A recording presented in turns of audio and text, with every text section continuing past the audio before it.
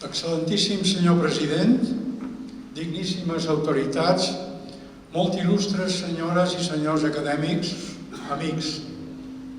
Abans de començar la lectura d'aquest discurs inaugural, permeteu-me que agraeixi al doctor Joaquim Tintoré, catedràtic de Física de la UIP, al professor Brian Winchester de la Universitat d'Indiana i a la doctora Marian Márquez per la seva lectura crítica y los seus suggeriments. El cambio climático es la emergencia de salud más importante de nuestro tiempo, ya que amenaza todos los aspectos de la sociedad humana. Los términos cambio climático y calentamiento global se utilizan a menudo de forma intercambiable. El calentamiento global es parte del cambio climático, del que se han derivado indirectamente otros efectos como son los cambios en los patrones de la circulación atmosférica y oceánica, así como en la capacidad de la atmósfera para retener humedad. Se entiende por calentamiento global al aumento de temperatura en el mundo como resultado de las emisiones de gases de efecto invernadero desde 1850, que es cuando empieza a haber mediciones suficientes como para calcular de forma fiable la temperatura media del planeta. La mayoría de estas emisiones provienen de la quema de combustibles fósiles que se ha generalizado a medida que se ha expandido la industrialización en el mundo. Se entiende por calentamiento global por acción antropogénica al cambio climático atribuible directa o indirectamente a la actividad humana, que altera la composición global de la atmósfera y que se añade a la natural variabilidad climática observada en periodos comparables. Es la acción del hombre, sin ninguna duda, la que ha acelerado el proceso en estas últimas décadas.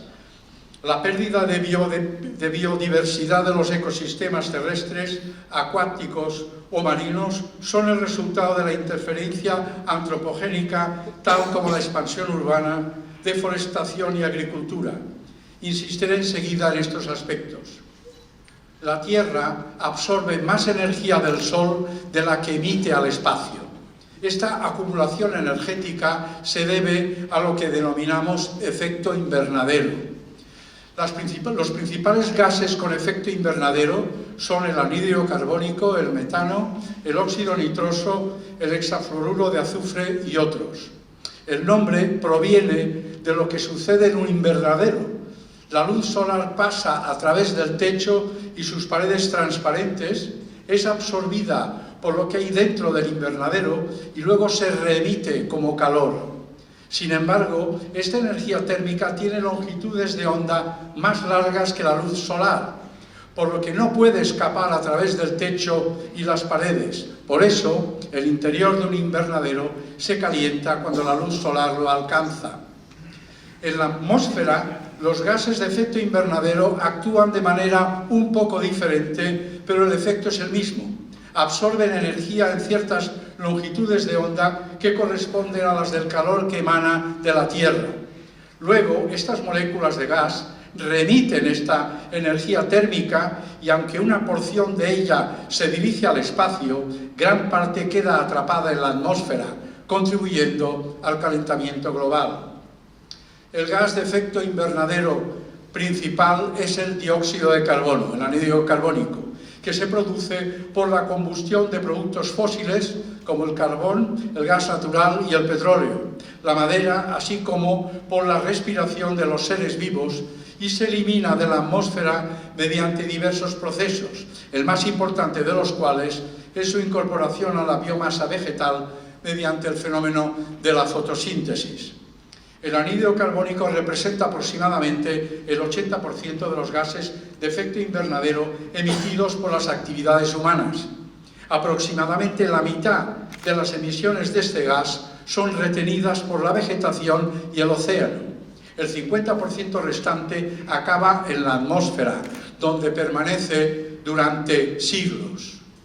El segundo de los gases de efecto invernadero en importancia es el metano.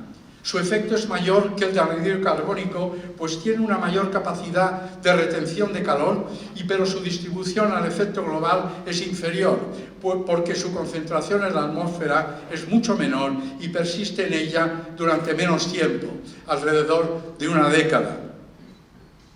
Aproximadamente el 40% del metano es emitido por fuentes naturales como los humedales, cuyo mejor ejemplo son las grandes extensiones de arrozales, y el otro 60% es causado por las actividades vinculadas al ser humano, como la ganadería, por las emisiones desde el intestino de los rumiantes o como la combustión de biomasa.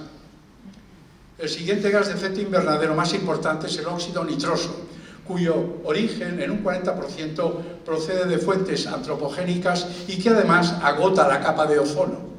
Las concentraciones de metano y de óxido nitroso en la atmósfera también han alcanzado otro récord y hay que retroceder cientos de miles de años para encontrar un nivel similar.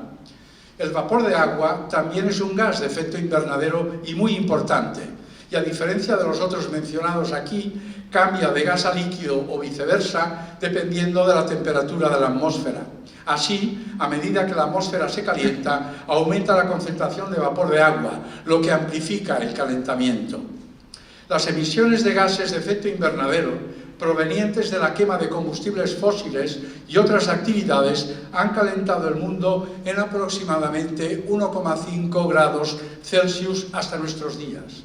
La magnitud del cambio es más extrema en regiones de alta montaña y polares, y las temperaturas en regiones tropicales se acercan cada vez más a los límites térmicos de supervivencia de muchos seres vivos. Dadas las políticas y acciones actuales, se espera un aumento de la temperatura de 2,5 a 2,9 o más para finales de este siglo.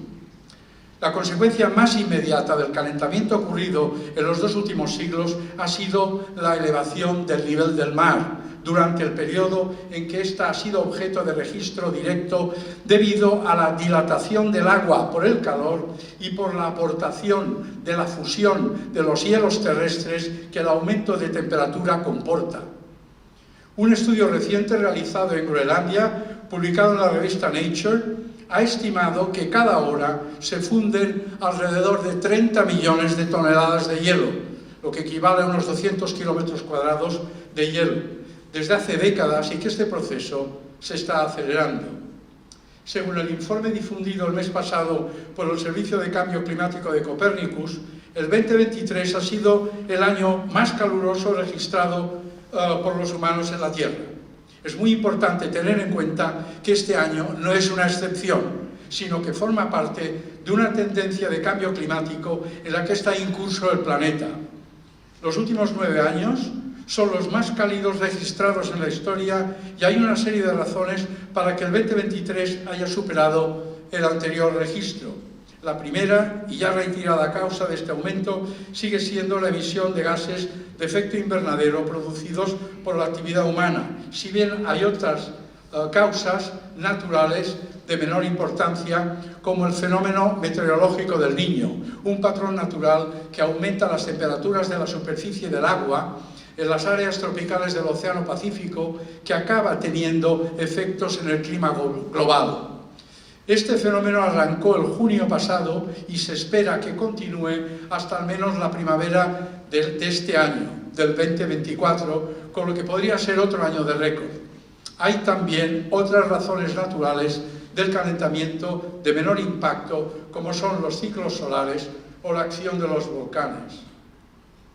Los océanos han absorbido el 90% de este exceso de calor, batiéndose récords de temperatura media global de los océanos en mayo, junio, julio y agosto del 2023. De hecho, en Mallorca ya hemos observado el calor del agua del mar en verano, asemejando el Mediterráneo al mar Caribe. El desafío relacionado directa o indirectamente con las emisiones de carbono se puede resumir en 4 aspectos, todos ellos muy interconectados. En primer lugar, el calentamiento global tiene consecuencias ecológicas peligrosas, como es el aumento del nivel de los océanos, los cambios evolutivos en la biota y los cambios en el clima y en los patrones del tiempo. Los cambios climáticos provocan la redistribución de las precipitaciones y su eliminación en diferentes regiones del planeta. Algunas regiones de la Tierra han quedado expuestas a sequías e incendios forestales, mientras que otras a inundaciones bien conocidas. La destrucción de estos hábitats naturales aumenta el contacto entre la fauna salvaje y el hombre, ya por la propia actividad humana o por la adaptación de algunas especies al ambiente antrópico. El segundo punto es la del crecimiento descontrolado de la población mundial. La especie humana se multiplica a un ritmo exponencial y no limita su apetito por la energía fósil. Como consecuencia, tenemos un doble crecimiento exponencial de la carbonización de la biosfera de la Tierra, que es indefinido y no gestionado. En tercer lugar, el aumento progresivo de las megaciudades. Ellas se han convertido en los principales focos de emisiones de dióxido de carbono y de perturbaciones de la biosfera. La incidencia de enfermedades en general y de enfermedades infecciosas en particular puede ser excepcionalmente elevada en regiones tan pobladas debido a la densidad extremadamente alta de contactos de persona a persona debido al enorme tamaño de las megalópolis. Piensen en las varias docenas de millones de personas, por ejemplo, que habitan Shanghái, Tokio, Dhaka, Yakarta, Karachi, Nueva York, Moscú, etc., así como del extraordinario auge de las comunicaciones y del transporte. Finalmente, el fenómeno de las enfermedades infecciosas emergentes. Estas enfermedades representan un riesgo particular para la salud pública mundial, provocado por el cambio climático y los cambios de estilos de vida del Homo sapiens, al que voy a dedicar la última parte de mi exposición, a este fenómeno. ¿Cuál es el impacto del cambio climático sobre la salud humana? Nunca la población humana ha sido más numerosa, viviendo en densidades tan altas y tan hiperconectada como hoy. Nos enfrentamos a desafíos muy importantes en materia de salud que tienen que ver con nuestra supervivencia, y lo observado hasta ahora es un aumento de enfermedades en todos los órdenes. Resumo a continuación las más importantes.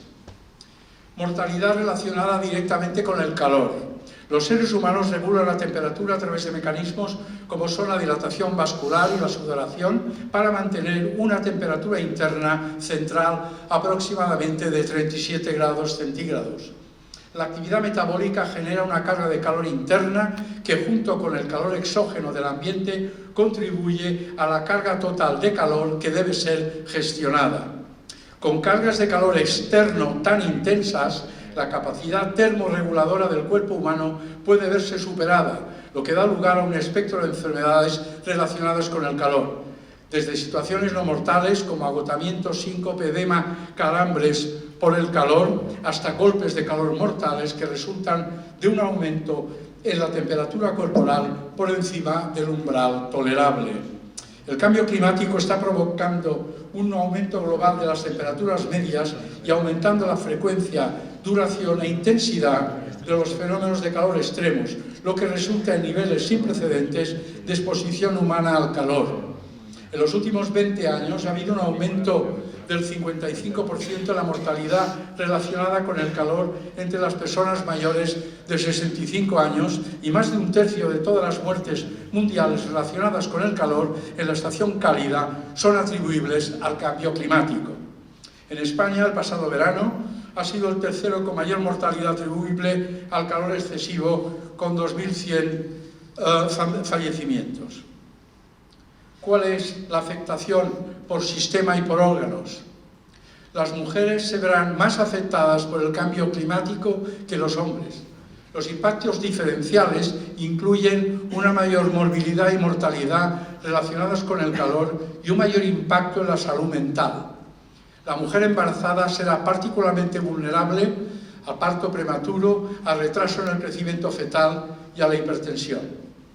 Respecto al sistema nervioso central, Los factores asociados al cambio climático que afectan las enfermedades neurológicas incluyen no solo los relacionados con el aumento de la temperatura, sino también aquellos relacionados con la contaminación del aire, la inseguridad alimentaria, los cambios en los patrones de infección, el neurodesarrollo y la salud mental. Los contaminantes atmosféricos están íntimamente relacionados con una amplia gama de enfermedades neurológicas que incluyen la demencia, la enfermedad de Parkinson, la esclerosis múltiple, y se estima que hasta un 4% de ictus pueden atribuirse exclusivamente a los cambios de temperatura. Las enfermedades cardiovasculares son la principal causa de muerte en el mundo. El calor extremo puede tener consecuencias graves, especialmente en personas con enfermedades cardiovasculares preexistentes. La respuesta del cuerpo a las altas temperaturas, incluyendo deshidratación, aumento de la demanda metabólica, hipercoagulabilidad, desequilibrio electrolítico y respuesta inflamatoria sistémica, ejerce una presión significativa sobre el corazón. Los estudios epidemiológicos muestran cómo el aumento de la temperatura incrementa el riesgo de cardiopatía isquémica, de insuficiencia cardíaca y de arritmias. La función renal se altera igualmente, específicamente y sobre todo en aquellos pacientes con insuficiencia renal preexistente, y se asiste a un aumento en el riesgo de nefrolitiasis. Finalmente, el calentamiento global puede dar lugar a nuevas enfermedades, como lo sugiere la reciente descripción de epidemias múltiples de enfermedad renal crónica de etiología incierta en varias regiones del mundo. Enfermedades infecciosas emergentes y reemergentes debidas al cambio climático. Entendemos por enfermedad infecciosa emergente aquella que está provocada por un microorganismo recientemente identificado y anteriormente desconocido, capaz de causar problemas de salud pública a nivel local, regional o mundial. La infección reemergente se define por la reaparición y el aumento del número de infecciones de una patología ya conocida que ya había dejado de considerarse un problema de salud pública. Estas enfermedades han sufrido en estos últimos años un retorno alarmante.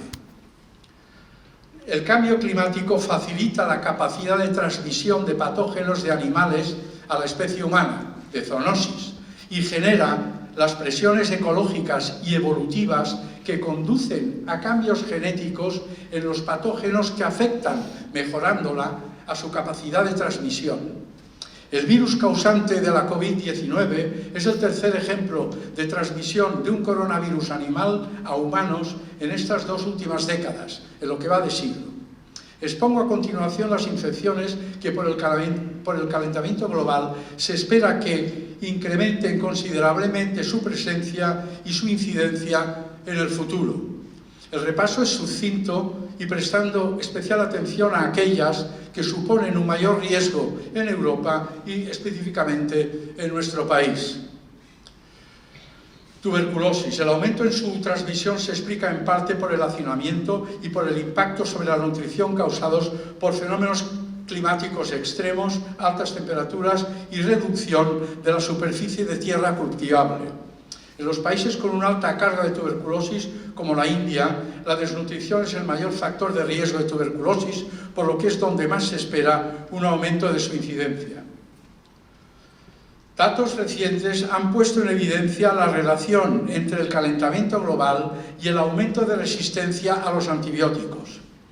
La temperatura del medio afecta directamente al crecimiento, a la supervivencia y a la adaptación bacteriana. Una diferencia de 10 grados en la temperatura entre diferentes regiones de Estados Unidos se ha relacionado con aumentos en la resistencia a los antibióticos de Staphylococcus aureus, Escherichia coli, Klebsiella pneumoniae, especies patógenas bien conocidas. Un estudio ecológico posterior ha confirmado estos resultados en Europa. El cambio climático está contribuyendo a la propagación geográfica de hongos patógenos dimórficos, como cocidoides, plastomices y otros. Además, las inundaciones, las tormentas y los huracanes pueden diseminar y convertir a algunos hongos en aerosoles, lo que provoca infecciones por especies de hongos previamente inusuales o desconocidas, como la Cándida auris, cuya expansión es ya una realidad, siendo causa de infecciones muy graves y difíciles de tratar por su alto nivel de resistencia a los antifúngicos habituales. Estos hallazgos indican que los factores climáticos deberán incluirse entre los factores de riesgo de resistencia antimicrobiana. Infecciones transmitidas por vectores. El cambio climático afecta indirectamente a las infecciones vehiculadas por los dos vectores más frecuentes de interés para la especie humana, como son los mosquitos y las garrapatas. Su biología es diferente y, por tanto, su adaptación al cambio climático es distinta. Así, la vida de un mosquito es breve, de días a semanas, mientras que las garrapatas sobreviven de 2 a 3 años. Los mosquitos son capaces de transportar patógenos muy diversos, incluidos virus, bacterias, protozoos y parásitos. El cambio climático está alterando drásticamente el panorama de las enfermedades transmitidas por estos. Las temperaturas más cálidas, los cambios en las precipitaciones y la actividad humana han permitido su propagación a nuevos lugares que a menudo no están preparados para hacerles frente. Se estima que existen aproximadamente 3.500 especies de mosquitos en el mundo. Si bien son 3 las especies que quiero hoy considerar aquí: los aedes, los culex y los anófeles. Los aedes. El Aedes aegypti y el Aedes albopictus son 2 especies de máximo interés epidemiológico y que pueden transmitir más de 22 arbovirus diferentes a los humanos. Por ello, el hábitat de estos vectores es un gran motivo de preocupación para la salud pública. Su capacidad de reproducirse durante el año, lo que llamamos homodinámica, es un factor clave de la capacidad vectorial y una condición primaria para que una enfermedad transmitida por Aedes se convierta en endémica en zonas templadas. Debido a esta capacidad de reproducción anual, las enfermedades transmitidas por estos Aedes, como la fiebre amarilla, el dengue, chikungunya o Zika, podrían volverse endémicas en el sur de Europa. El Aedes aegypti no es una especie desconocida en España, donde hizo periódicas irrupciones en el siglo XIX. De hecho, hasta mediados del siglo XX se solía detectar con frecuencia durante el verano en las zonas costeras, a donde llegaba a bordo de los barcos provenientes de los trópicos.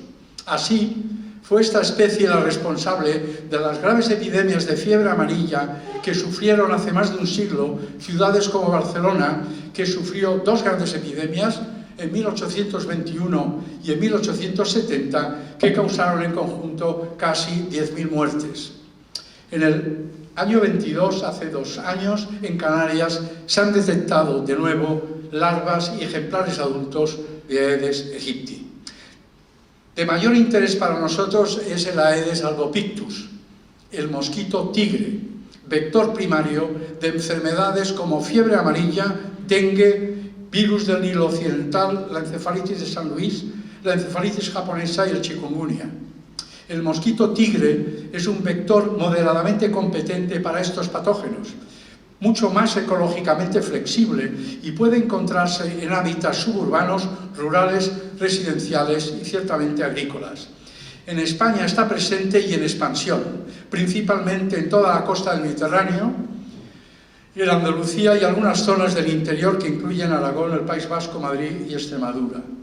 Las temperaturas frías del invierno son el factor más limitante para la expansión del mosquito tigre en Europa y las temperaturas mínimas de enero desempeñan un papel crucial en su supervivencia. Es de extraordinaria importancia comprender las amenazas para la salud humana que plantea el albopictus, es decir, el riesgo de que, debido al calentamiento global, esta especie pueda reproducirse todo el año. Y si este fuera el caso, el riesgo de endemización del virus, como el dengue o el chikungunya, una vez introducidos accidentalmente, que podría ser definitivo. Déjeme decir unas palabras sobre el dengue. En estas últimas décadas, el rango geográfico del dengue, la infección por picadura de mosquito más frecuente en el mundo, se ha expandido de forma sustancial. La transmisión transovárica del virus del dengue y la dispersión a larga distancia de huevos de Aedes resistentes resistentes a la sequía en contenedores adecuados, ha facilitado la expansión eficiente del virus en todo el mundo. Los primeros brotes del dengue autóctono detectados en Europa fueron en Croacia en el 2010 y en España el primero sucedió en el 2018 en Murcia y en Italia en el 2020. 3 casos compatibles con probable transmisión autóctona se describieron en Ibiza en el 2022 y a 1 de diciembre del 2023 se habían notificado 105 casos de transmisión local en el sur de Europa. Como ha alertado recientemente el director científico de la OMS, Jeremy Farrar, el dengue despegará en la próxima década en el sur de Europa. Chikungunya, inicialmente descrito en Tanzania en 1952, se extendió entonces a los países alrededor del Océano Índico. Los viajes y el comercio han contribuido a una extensión geográfica continua a áreas más templadas. Se ha importado repetidamente a Europa, donde las condiciones climáticas contribuyeron a la ocurrencia de 2 grandes brotes autóctonos en Italia en el 2007 y en el 2017. Hasta la fecha no se han documentado casos autóctonos en las personas que no han viajado fuera de España. El virus Zika, pero tengo que abreviar por falta de tiempo, sufre también una expansión parecida y puesto que su vector, uno de sus vectores, el Albopictus, es ahora prevalente en nuestra área, es probable que algún día se endemice también aquí. Entre las infecciones vehiculadas por el segundo tipo de mosquito del que quiero hablar, el Culex, la más importante es la fiebre del Nilo Occidental. El virus del Nilo Occidental es un virus ARN emergente con mayor impacto en España y en Europa. Está en franca expansión desde que empezó a causar los primeros brotes en humanos en Europa, en el Valle del Po, en el 2008. Se transmite entre más de 300 especies de aves a través de la picadura de al menos 65 mosquitos vectores, sobre todo Culex infectados, específicamente el Culex pipiens, también conocido como mosquito común o trompetero. Los mamíferos, incluidos los humanos, los caballos y los perros, pueden infectarse incidentalmente. El virus circula ampliamente entre aves y mosquitos en zonas húmedas de la costa mediterránea y de la mitad sur de la península. Se espera que el aumento de las temperaturas desplace la transmisión de la enfermedad hacia el norte, como ya está ocurriendo. Alrededor del 80% de las infecciones por el virus del Nilo Occidental en humanos son asintomáticas. Son las personas de edad avanzada e inmunodeprimidas las que tienen un mayor riesgo de desarrollar meningitis y encefalitis que pueden ser fatales. En España, la primera identificación del virus fue en aves de Doñana en el 2004 y los casos en humanos fueron a partir de este año esporádicos, hasta el brote del 2020 que golpeó a las provincias de Sevilla, Cádiz y Badajoz, notándose un incremento de ingresos por meningoencefalitis. Hubo 77 casos graves y 8 fallecidos en Andalucía, y ahora se vive una rápida expansión por la península ibérica. De lo dicho se desprende que la fiebre del Nilo, junto con el dengue, son las 2 enfermedades más destacadas que amenazan con convertirse en un grave problema de salud pública en España. La malaria, que es una enfermedad obviamente bien conocida, en este caso transmitida por el anófeles, es la más letal y la más estudiada. Pero debo abreviar aquí porque a pesar de que su aumento es notorio en las zonas más tropicales del globo, los brotes, solo hay brotes ocasionales recurrentes en suelo europeo y el riesgo de transmisión diseminada es aún pequeño. Las infecciones vehiculadas por flebotomos.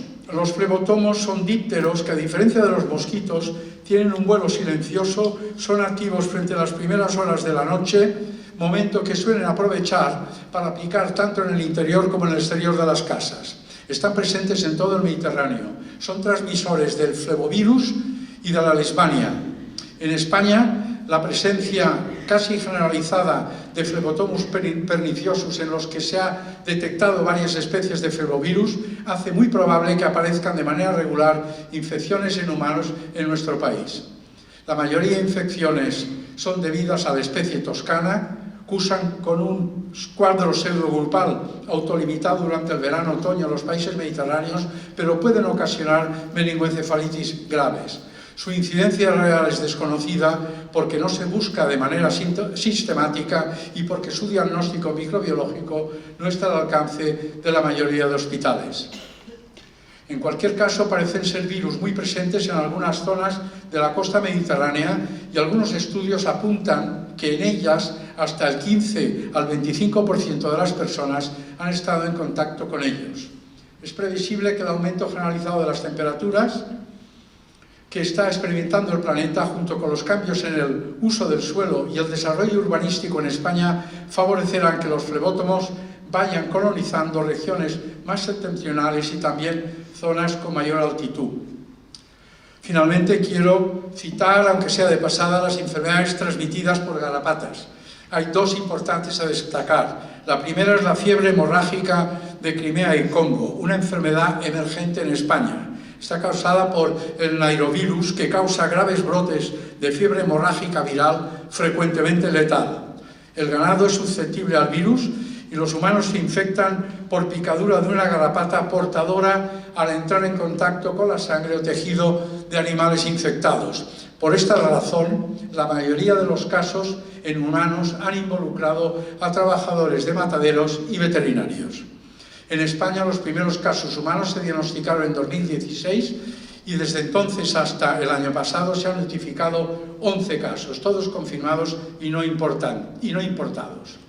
La segunda transmitida por la garrapata que nos interesa aquí es la borreliosis, la enfermedad de Lyme. Es una infección causada por la Borrelia burgdorferi, la bacteria transmitida por garrapatas más frecuente en el mundo, con una seroprevalencia estimada cercana al 15%. La distribución geográfica de Ixodes ricinus, el vector, de esta infección en Europa, al igual que otros vectores, ha aumentado su actividad estacional y su rango geográfico como resultado del aumento de las temperaturas. En nuestro país, un análisis reciente indica que se registraron 1.860 pacientes con enfermedad de Lyme en el 2015 al 2019, lo que supone un incremento de las hospitalizaciones por esta causa en los últimos 15 años de casi un 200%. La presentación clínica más frecuente en los casos hospitalizados es la neurológica. La falta de estudios epidemiológicos recientes no nos permite conocer el impacto real del calentamiento global en esta infección. Y finalmente, las infecciones vehiculadas por el agua y por los alimentos. El calentamiento altera el ciclo hidrológico, el movimiento continuo del agua desde la tierra a la atmósfera y viceversa. Su consecuencia más inmediata ha sido un aumento de la intensidad y frecuencia de las precipitaciones. La variabilidad del ciclo hidrológico también incluye el extremo opuesto, con sequías más frecuentes y severas. Las enfermedades transmitidas por el agua y por los alimentos tienen un patrón estacional bien conocido. En verano hay un aumento de las gastroenteritis bacterianas, específicamente de las campylobacteriosis y de la salmonelosis, debido a la mayor capacidad y éxito reproductivo de estos patógenos a temperaturas más altas. Estas infecciones están en aumento y es en este contexto donde hay otras 4 especies de patógenos de especial interés para la salud pública, como son el cólera, los vibrios no cólera, el Cryptosporidium y la leptospira. La constricción de tiempo me impide desarrollar en detalle su impacto. Concluyo. La dependencia mundial de los combustibles fósiles continúa a pesar de los ambiciosos acuerdos internacionales para reducir sustancialmente las emisiones de gases de efecto invernadero antes del 2030. La humanidad, como parte de la biosfera, ya experimenta cambios irreversibles que se han puesto de manifiesto en un aumento de la incidencia y gravedad de un montón de enfermedades y en la aparición de nuevas enfermedades infecciosas con el consiguiente mal funcionamiento de los sistemas de salud. Mitigar el efecto de la actividad humana en la propagación de enfermedades emergentes y reemergentes es cuestión harto compleja. El control de las pandemias actuales y futuras hace más que nunca necesaria la cooperación internacional de actores gubernamentales y no gubernamentales. La lista es larga e incluye a la sociedad civil, es decir, a nosotros, a los que estamos aquí, a las compañías farmacéuticas, a las organizaciones religiosas, a disciplinas científicas muy diversas que incluyen a biólogos, climatólogos, epidemiólogos, especialistas en salud pública, en enfermedades infecciosas, vacunólogos, veterinarios, etc.